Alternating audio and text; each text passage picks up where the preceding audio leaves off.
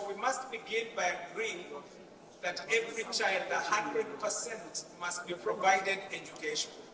So that is premise number one. 100% of all children must be provided education.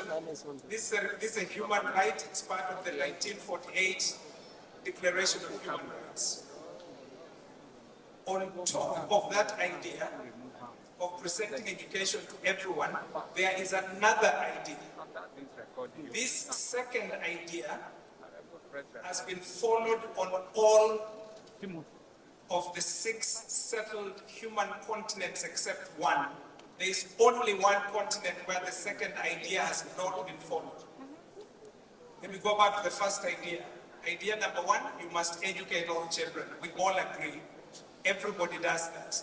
All the 6 settled continents do it. When you move to idea number 2, there is only one continent that does not do it, and that is Africa.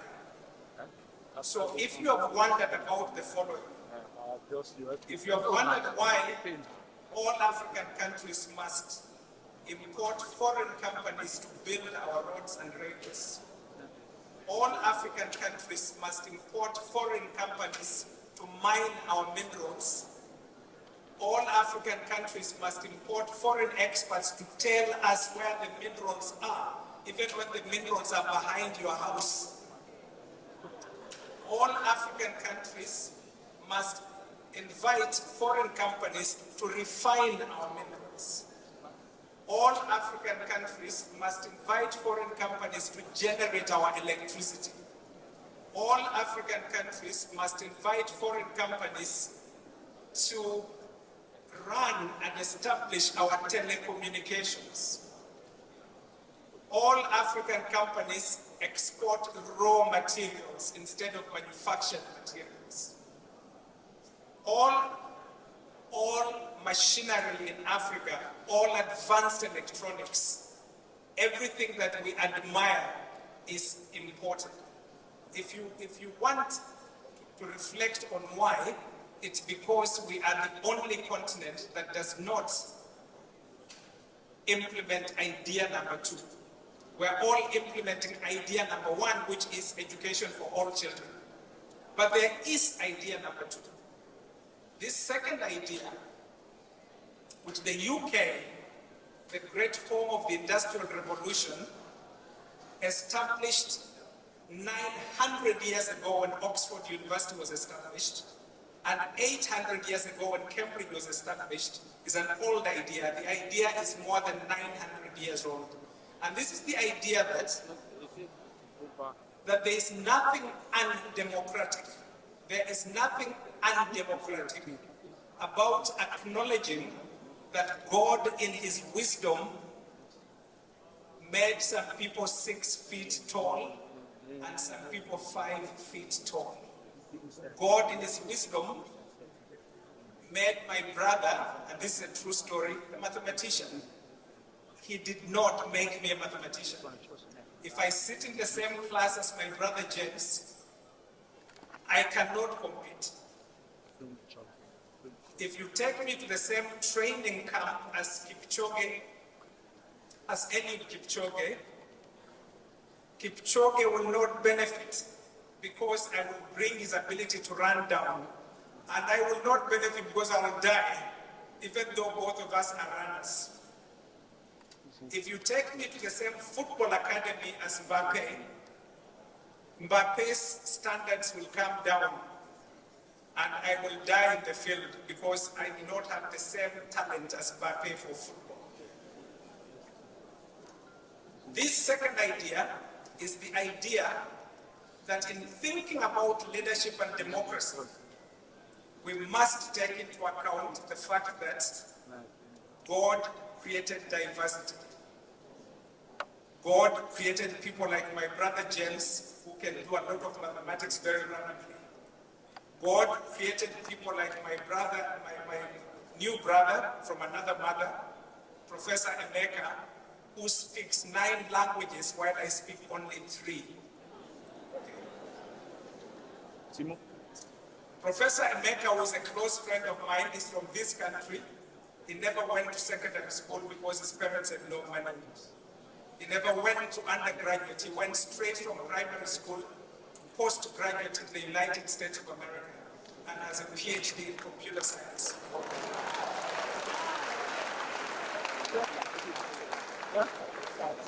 So, let me now say to you, ladies and gentlemen, what idea number 2 is.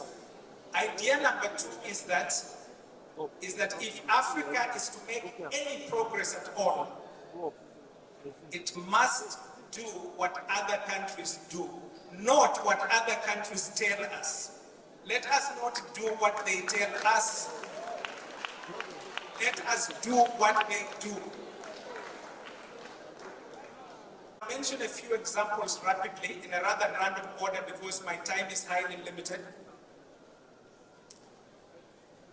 Let's begin again with the United Kingdom, the home of the great industrial revolution that changed the world. The country that conquered ancient Benin. Okay, in 1897, although Benin was extremely advanced, in 1897, the British were able to come to this sacred ancient city and conquer it because they had advanced in knowledge and they had made better weapons than the weapons of Benin. They had made better weapons than the weapons of China. So in 1839, they were able to arrive in China and take over Hong Kong, okay, and create the Opium Wars. Because they had advanced beyond the rest of us. So you ended up with the British Empire. Why? Because the technology was more advanced. Now, how do you get advanced technology? The answer is idea number 2. What is idea number 2? As much as you must educate all children, you must also set up special schools for the most gifted and the most talented children.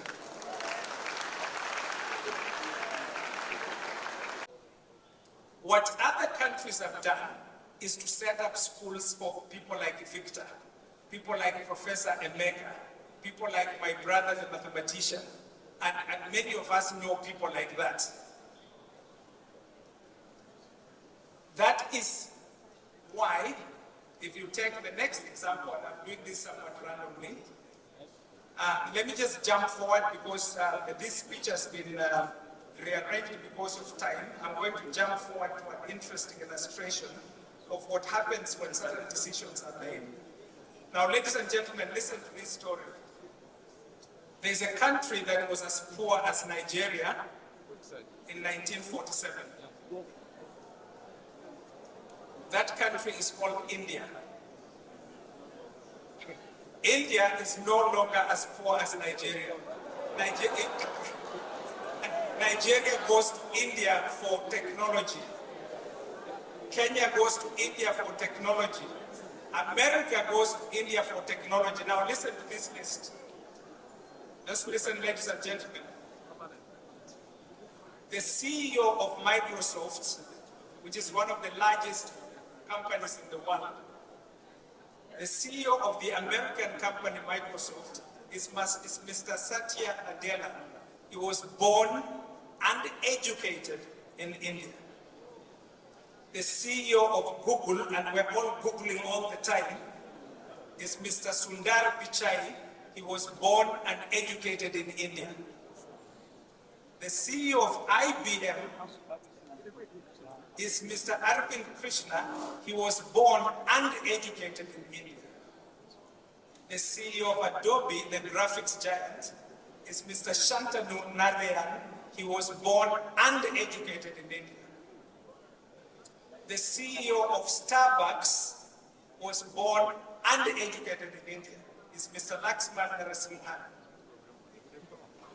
The dean of the world's most prestigious business school, which influences the whole world, which tells us it's responsible for all the good things and all the bad things. That's Harvard University. The dean of the business school of Harvard University is Professor Sirikant Datar, born and educated in India. How is this possible? This is possible because 1945, before the formation of the new Republic of India, which became independent in 1947, Nehru sat down with his team and said, we are poor. How can we become rich?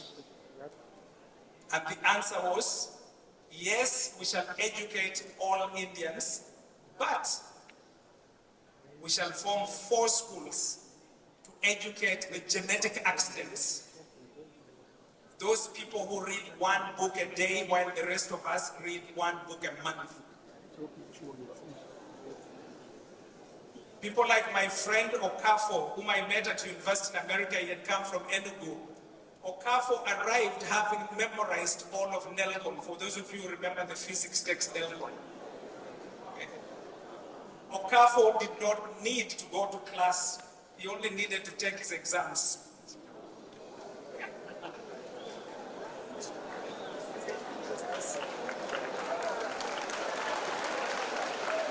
In 1945 in its discussions, and then implemented in 1947, is they created schools for Okafo, while we let Okafo stay drunk, because he cannot sit in our ordinary classes, they are too poor. He knows more than the teacher. That is idea number 2. If this continent is to rise at all, every kingdom, every county, every town, every city, every local government area must have at least 1 secondary school, 1 for the genetic accidents, for the people who can make rockets. These people exist in your village, they are walking barefoot, and they will become alcoholics. And we usually call them witch doctors because they see what we cannot see. True story. In December, I was at home in Amagoro, Busia County, Kenya. I met a boy, his name is Sheraton, carrying jerrycans of water, and schools had opened. I said to him, what's the problem? Why are you not in school? He had trouble speaking because his brain does not do ordinary language, it does mathematics. So I asked him, did you go to grade 8? He said, yes. How many points did you get? The points he gave me were so high, I told him, go get the report, I don't believe this. He brings the report to me. I look at his scores, they were so high, I decided to put him in my car and ask him a few questions. So I asked him, true story, I said, tell me, Shelton, what is 0 divided by 9? He answered correctly. He said it is 0. Then I said, but Shelton, what is 9 divided by 0? He looked at me and kept quiet and he said, Professor, it's not possible. And I asked him why. He explained to me, Sheraton on his own already discovered the concept of infinity, walking barefoot in the village. I immediately took Sheraton and paid fees to go to one of our high schools. He arrived late 2 days before the exam. He had the highest score in mathematics on arrival. When he came back for the holiday a month later, I met with him at the library.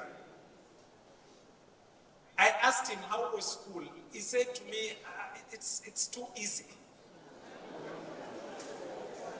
So I asked him, what are you doing currently? He said, I'm very happy I discovered a book here. So I asked him to show me the book, Calculus. He's in grade, what we call in Kenya Form 1, grade 9. Ladies and gentlemen, all the continents of the world have implemented idea number 1, including Africa. There's only one continent that has not implemented idea number 2. It's Africa. If this continent is to rise at all, and I'm repeating myself, Every town must have a special high school for the most gifted children. And those children will come from the poorest families and the richest families. This is democracy. This is how you live. Let's mention a few statistics. Now, these statistics, for thoughtful Africans, you will need some whiskey tonight. It will be difficult to sleep. There are 3 organizations in the world that rank universities. And these are the Times Higher Education ranking of world universities, the QS ranking of world universities, and the Shanghai Academic ranking of world universities. According to these 3 ranking organizations, and by the way, how do they rank? The ranking is based on 1, research productivity, 2, the ratio of students to professors, 3, number of patents produced, 4, endowment dollars, how much money does the university have? 5, selectivity, how selective is the university? Based on these rankings, our continent, which has 1.5 billion people, 54 countries, not one of our universities appears in the top 100 universities in the world. Not even the University of Cape Town. The University of Cape Town was among the top 100 until we took over the control of South Africa. It's no longer among the top 100. Now listen to this, ladies and gentlemen. Singapore, which has a population of 5 million, has 2 universities among the top 100. South Korea, which was poorer than Ghana in 1960, has 5 universities among the top 100. If you're wondering why South Korea could summon African presidents to their headquarters.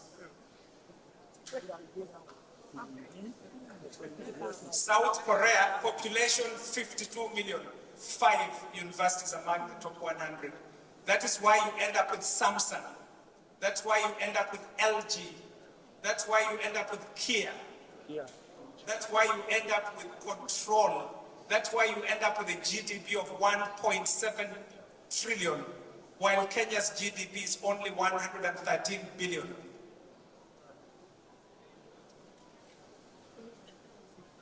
Let me mention a few more of these statistics. And please feel free to stop me. Now listen to this. And you can double check it on your phone later. The World Intellectual Property Organization, which registers inventions. And remember, we're standing in Benin.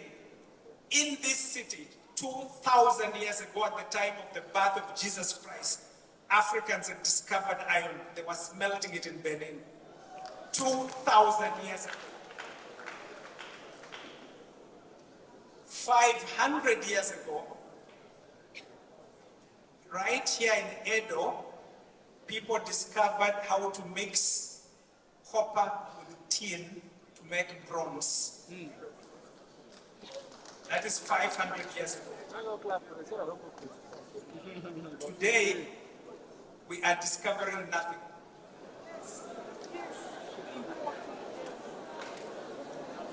Now, for those of you who have read the book A Bend in the River by V.S. Naipaul, this is what V.S. Naipaul, this is how it opens, and it's about Africa. Those men who allow themselves to become nothing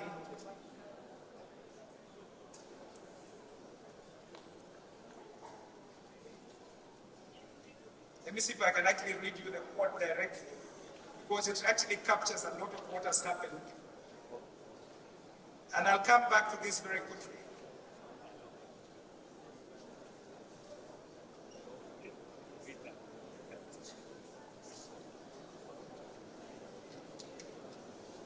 And if I don't find the quote, I will somehow pull it out of my head in the next few seconds.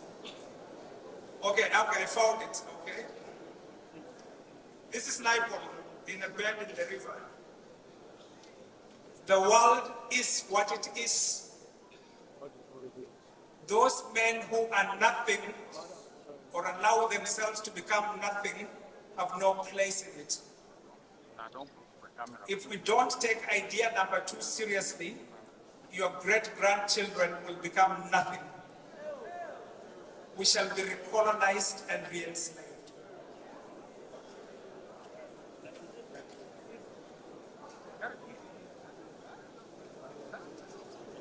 Let me quickly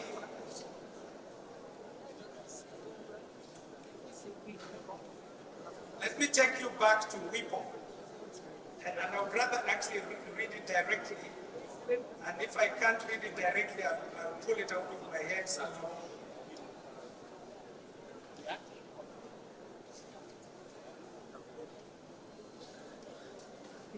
Okay, now listen to this, ladies and gentlemen.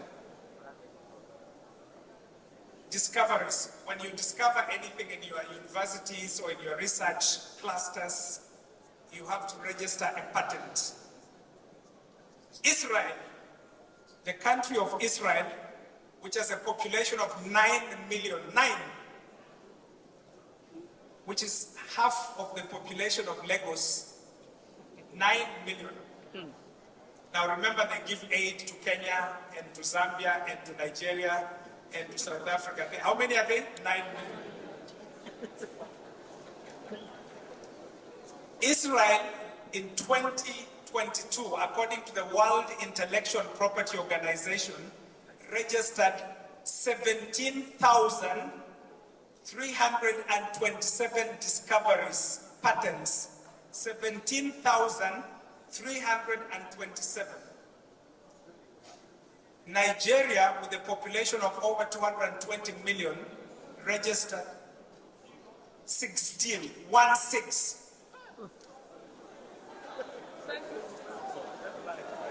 Ghana registered 11. Zambia 14. Egypt 866. All the 54 countries of Africa, with a population of over 1.5 billion, registered less discoveries than Israel. All of us together cannot compete with 9 million people. 9. Reason, idea number 2. When it comes to research publications in science and technology and other fields, the whole of Africa is only 2%. And 90% of the 2% come from one country. Can you guess which one? South Africa. Because that's the only country that has a university among the top 200. And it's the only country that has universities that appear among the top 300. At the very top, you have UCT and you have FITS.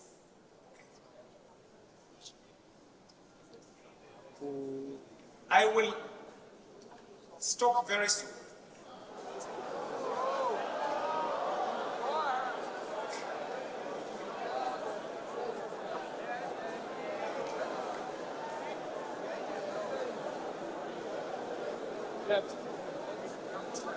Okay, so I'll mention a few more stories. Apologies for people who have to go to the airport. I will mention a few more stories with serious apologies. Let me jump to something else. Talking about leadership.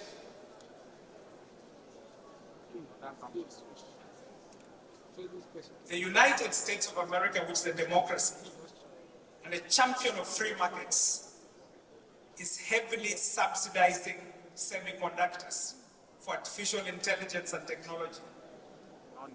Heavily subsidizing, literally giving billions of dollars to companies. You give the company money, okay? That is free markets in the United States. Lots of money going into agriculture, semiconductors, automobiles, electric automobiles. That's the US.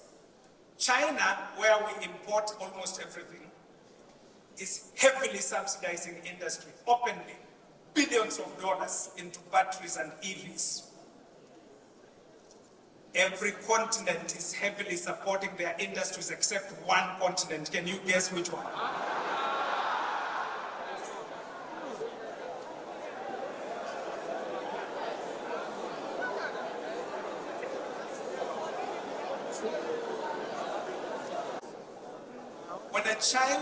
When children are trying to understand the world, and by the way, almost every child is born very curious, always asking questions. Okay. In other words, almost every child is actually a genius, almost. Okay. Now, look at something so complicated like human language. By age 2, our children can speak a human language. That's how bright they are. But there's a second language that every child has to be taught, and it's a slightly more difficult language. That language is called mathematics. Now listen to this. God in his wisdom made 7 continents. One of the 7, which is Antarctica, people don't live there permanently. So there are 6 left where we can live. There's only one continent out of the 6 where you take people who know 0 mathematics to teach in grade 1, 2, and 3. Can you guess which one?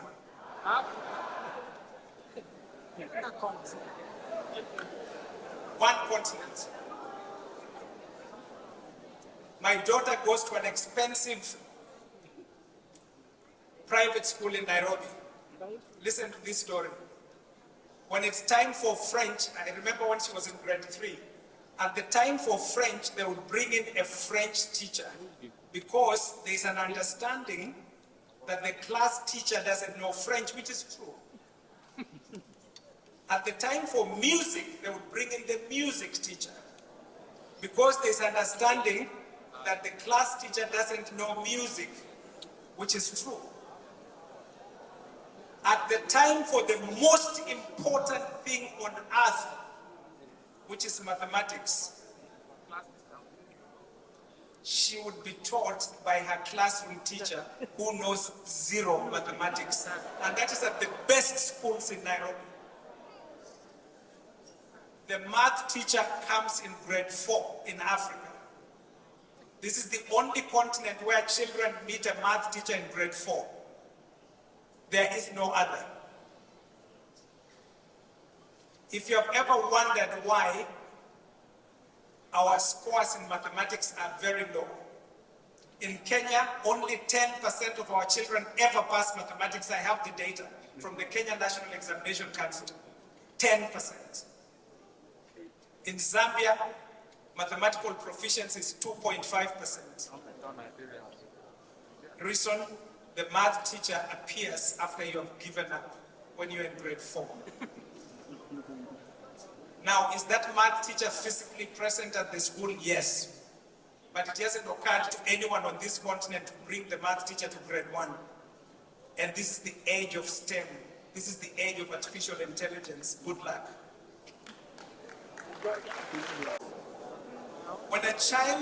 When children are trying to understand the world, and by the way, almost every child is born very curious, always asking questions. Okay. In other words, almost every child is actually a genius, almost. Okay. Now, look at something so complicated like human language. By age 2, our children can speak a human language. That's how bright they are. But there's a second language that every child has to be taught, and it's a slightly more difficult language. That language is called mathematics. Now listen to this. God in his wisdom made 7 continents. One of the 7, which is Antarctica, people don't live there permanently. So there are 6 left where we can live.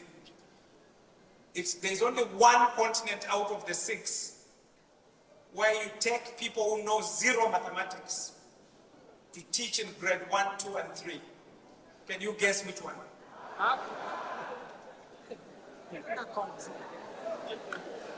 One continent. My daughter goes to an expensive private school in Nairobi. Listen to this story. When it's time for French, I remember when she was in grade 3, at the time for French, they would bring in a French teacher because there's an understanding that the class teacher doesn't know French, which is true.